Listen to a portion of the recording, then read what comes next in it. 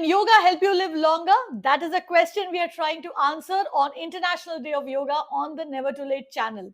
And to answer this, I spoke with two experts. Professor Rima Dada of AIIMS Delhi, who has been studying the impact of yoga on aging and metabolic diseases for over 2 decades. I also spoke with Rashmi Ramesh, a yogini who has studied, practiced, and taught yoga for over 15 years. So hit subscribe and ensure that you watch both these videos and also share them with your folks because these are very interesting and very useful conversations. So, in this interview, Professor Dada tells me how yoga can delay aging, how it could delay the onset of diseases like diabetes and hypertension, even if it runs in your family, and how many hours of yoga per week you need to get maximum health benefits. Listen in. Let me start by asking you the key question. Can yoga delay aging? Yeah, that's a very important question. Yes, yoga can delay aging. And our studies have shown clearly that if you practice yoga, your biological age can be much, much younger than your chronological age. Okay, and in fact, I did go through your study. It said that yoga has an impact at a cellular level. How significant is that impact, and how significant is this finding? Yeah, that's very important because yoga is impacting every cell of the body. We've shown that actually yoga switches on the internal pharmacy by modulating the epigenome. Now, what is the epigenome? Recent studies have shown that, initially we believe that our biology is determined by our genes. By our genes. So your phenotype, your health and disease states are determined by your genes. Definitely your genes determine your biology. But now it's been known that the output, the behavior of your genes, the expression pattern of your genes is modulated by your lifestyle. Unhealthy lifestyle, for example, a sedentary lifestyle, fast food, a diet which is rich in calories, trans fats, salts, and sugars, they switch on gene programs which are not beneficial for us. For example, they'll switch on genes which cause inflammation, and prolonged inflammation sets the stage when it becomes chronic for autoimmune diseases and cancer. But a healthy lifestyle, for example, integrating yoga into your lifestyle, which is a mind, body, energy medicine, will switch on gene programs, as we've seen in our studies for over the last 2 decades, which are beneficial for us. It switches on gene programs which upregulate the DNA repair mechanisms. It switches on genes which are decreasing inflammation, which are causing immune homeostasis, which are delaying aging, which are upregulating our antioxidant mechanisms. So yoga is actually switching on the internal pharmacy, and it's like a poly pill. And so in this age of super specialization, when you have a very highly focused approach, and, for example, a person with infertility is either getting treatment, they're treating the reproductive organs, but, many diseases have a psychosomatic component. And yoga is the ideal mind, body, energy medicine, which targets both your mind as well as your body and every cell of the body. And our studies have shown that yoga impacts both your DNA, both the nuclear and the mitochondrial DNA. So it improves the integrity of both your mitochondrial and nuclear DNA, and thus has impact on both your genomic and epigenomic integrity. So that's a Right. very, very important finding. So, Professor, I'm probably oversimplifying this, लेकिन क्या आप ये कहना चाह रही है कि अगर मान लीजिए मेरे फैमिली में डायबिटीज का हिस्ट्री है, लाइक मेरे पापा या मम्मी किसी को डायबिटीज हुआ है, but then I want to ensure that I do not get diabetes, and we know that diabetes is something that is also that you also get through heredity, right? तो क्या आपका ये कहना है कि मान लीजिए मैं योगा करती हूँ रेगुलरली, साथ ही अपना लाइफस्टाइल जो है उसको सुधारती हूँ, and I'm careful about what I eat, and I exercise regularly, अगर ये सब करूँ तो I can probably delay or prevent diabetes. Yes, absolutely. This is important. All these complex lifestyle diseases like diabetes, for example, diabetes or polycystic ovarian syndrome, or many other disorders like cancers, autoimmune disease. Let me just take the example of diabetes, which you talked about. Now, these diseases are caused by a number of genes, and each of those genes has a small additive effect, right? Now, they are not causal, but when their expression is derailed or they develop certain mutations, so each has a small cumulative effect, right?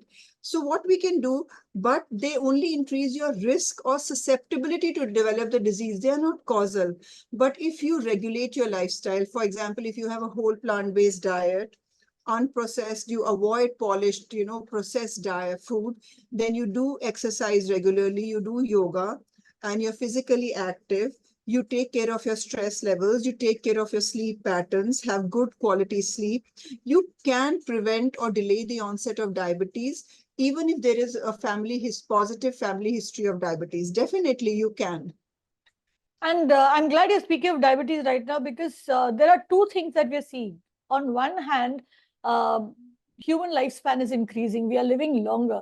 But we're also seeing a huge increase in lifestyle diseases like diabetes, like hypertension, like cancer, even. And it's people are getting it younger. I mean, very young people are now, even people are getting dementia in their 40s. So, how can yoga help over there as well? Yes, definitely. We've done studies in all these, what you mentioned. For example, we worked on diabetes. We've started working on polycystic ovarian syndrome, infertility, Alzheimer's, and we've seen that yoga helps in each of these lifestyle disorders, because all these lifestyle diseases have some common underlying factors. For example, these are individuals with high levels of stress, anxiety, depression. They're aging faster because they have shorter telomeres. They have a dysregulated immune response. There is persistent activation of this, hypothalamo pituitary adrenal axis, like they had very highly stressful lives. And they are also having high levels of inflammation and oxidative stress. Because of that, we see that this is setting the stage for these lifestyle diseases. And it's very unfortunate that though we are living longer, we are not living healthy lifespans. So we are spending majority of our years maybe beyond 55, 60, 65, maybe with sickness, or we are admitted in hospital. And our studies, we recently just, we are analyzing the data, though we've analyzed the quality of life in Alzheimer's and their cognitive scores, and we find that there is a significant improvement in people who practice yoga, and there's a delay in their decline, in their in cognition, and they are able to cope better. So I think it's very, very important that we understand that if we practice yoga on a regular basis, and when I say yoga, it's just not the asanas and the complicated ones. Whatever we can do, learn it from first from a trained therapist, and then practice on your own. And along with that, you need to do both the pranayam as well as the meditation. And it's important that yoga is not just synonymous with asanas. Definitely, it increases your range of motion, the flexibility, the tone of your muscles. But it's important that these are just, side effects of yoga. The main aim is that when you do these asanas, your body comes in perfect alignment, so that you can breathe more effectively, like what we say pranayam. And when you breathe more effectively, you go into a meditative state automatically. And when we say dhyan, we just say you focus, or you just become aware of your breath. You needn't even focus on your breath. So that's the main aim of yoga. So, very quickly, if I may recap, one is, of course, you did tell us that yoga can delay aging at a cellular level itself. It Mhm. also works. It also works to sort of switch on the pharmacy of the body, and it can help in delaying the onset of metabolic diseases. So this is what we've discussed. But apart from all of these, what are the other clear science-backed benefits that come from doing yoga regularly? Yeah, for example, let me just give it the example of how you can delay aging. So some of the key components as we grow older, we see there is inflammation.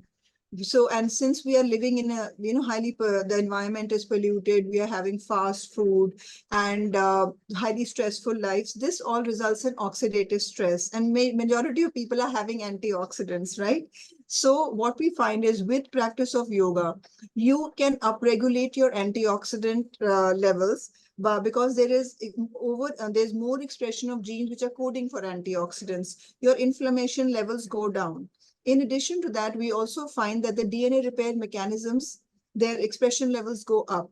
In addition to that, we also find that telomeres, which are our biological clocks, which flank the ends of chromosomes, they shorten as the cells divide and as we age. And after a particular time, the cells stop dividing and they become senescent or differentiated. So what happens when you practice yoga, the two key factors which are determinants of telomere length, they are showing an improvement. For example, the oxidative stress comes down, so the telomere attrition slows down, the telomere shortening slows down, and the telomerase levels and their activity goes up. So the more repetitive elements are added. So the rapid shortening of the chromosome slows down. Therefore, we can slow down the rate at which we are aging. In addition to that, when we age, we find that the mitochondria become dysfunctional. They accumulate mutations. So what is happening? They are producing more oxidative free radicals and oxidative stress. And in addition, they are the powerhouses or the batteries of every cell in the body. So what happens? These powerhouses produce less amount of energy. Now, what we've seen in our studies that when you practice yoga, your mitochondrial integrity improves. When the mitochondrial integrity and the mitochondrial health improves, automatically the free radical production, which was excess, which resulted in oxidative stress, it comes down, and the ATP production goes up. So what we find with aging, you become frail, your muscle mass decreases, all these issues these are set in, therefore there's functional decline of every tissue. But when the ATP levels go up and the oxidative stress levels come down, that delays the onset of aging and age-related diseases. So you can prevent or delay the onset of, or you can delay the onset of aging and improve your health span, though your lifespan will increase. Right. So obviously, huge host of benefits over there, right down to the cellular level. But tell us this, how many hours of yoga per week do we need for these benefits to actually start showing? That's a very good question, and it's important. And I want to emphasize again, it's not how many hours; it's that how regularly you do yoga. So what we really recommend to our people, whether they are patients or the general public who are healthy, that yoga should be practiced daily. That is asanas, pranayam, and dhyan, but they should do it at least for about 30 to 35 minutes. It could be 15 minutes of asanas, 10 minutes of pranayam, and 10 minutes of dhyan. And initially, you can do some loosening practices. So maybe 30 minutes daily is essential to, see its full benefit, and do it regularly. Integrate it in your lifestyle, just like you don't leave home without having your breakfast. Right. But say I do other forms of workout, and there are lots of things that people can do. Some people go running, some go walking, some of them, of course, go to the gym. Would you recommend that I do yoga alongside all of these? See, any form of physical activity is very good because they increase these feel good factors and they are very good for health. That you must continue. If you are walking in the fresh air, definitely continue. And you can do this alongside, you can do a yoga as well as walking. But for example, extremes, when you do extremes of exercise, that can induce oxidative stress and make you feel tired. Whereas if you do yoga properly, you come back feeling energized. So I recommend whatever you do, you must integrate yoga into your lifestyle. Right. Also, one other thing, there are days when you're not able to, say, devote 30 minutes or an hour to a workout. On days like that, um, what do you recommend? Say you have to skip. What asanas should one do? You can do Surya Namaskar, maybe a few rounds of Surya Namaskar, and then you can do pranayam and dhyan. I think that would be the basic minimum that you should do. Okay. Another thing that you already touched upon, yoga, of course, is very inclusive. It is also something that is not very expensive. You don't need too much equipment. But what precautions must beginners take? When you begin practicing yoga, like I mentioned, you must first tell all your health issues to a yoga therapist so that accordingly your yoga program is designed. And I think what's important is that when you practice yoga, you are wholly and solely present in doing yoga. It's not that you're watching television and then doing yoga. You should be doing it mindfully to get its maximum benefit. Okay. You just told us you practice yoga. So what are the 5 asanas that you would never skip? So actually, it's important to understand that I do Surya Namaskar, but because it incorporates all the basic, asanas. And if you're not able to do Surya Namaskar, you can do some stretching. For example, you can do Tad Asana. Then you can do twisting like Kati Chakra Asana and Trikona Asana. Then you can do forward bending postures because they will involve forward, backward bending like Padasana, then backward bending like Bhujang Asana. Then you can do some inversion like Ardha Halasana, leg against the walls, or Sarvangasana.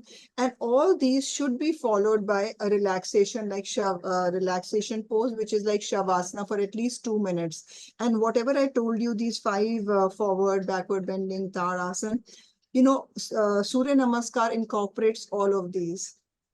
What emerging research in this space, maybe something you are working on, maybe something somebody else is working on, but as far as yoga and longevity is concerned, what is it that you are most excited about and you are looking forward to? What I really look forward to is because yoga has shown us that your health is your choice, your lifestyle, and your choices really impact your lifestyle and your longevity because yoga is impacting your DNA. So it's so important, it's so empowering that, we make the generations aware that how a simple practice, if you do for 30 minutes in a day, not only are you improving your own health, but that of the future generations as well. And we've done these studies now in glaucoma, in primary open angle glaucoma, in male factor infertility, in polycystic ovarian syndrome. We are working on Alzheimer's and diabetes. We worked on depression. We worked on a very severe autoimmune disease, rheumatoid arthritis. And in all these disorders, we've shown that yoga has a positive impact, and there has been such a significant improvement in their quality of life, and as well as a reduction in the disease severity. So I really recommend that people practice. So if you practice yoga, you can increase your concentration, attention, learning, memory, and you can actually bring about physical changes in your brain. So what I would like to emphasize that your health is your choice. So it's your choices which are determining your health and your longevity. So I request people that they adopt yoga and, have a long, healthy life. Well, that's a wonderful note to end this conversation on. And Dr. Dada, thank you very much for joining us. Like the professor just told us, let's not blame our genes. Instead, let's choose to live healthier and longer lives. It is, after all, our choice to make. Thank you for watching, and do subscribe to the Never Too Late channel for more such content on longevity and healthy aging.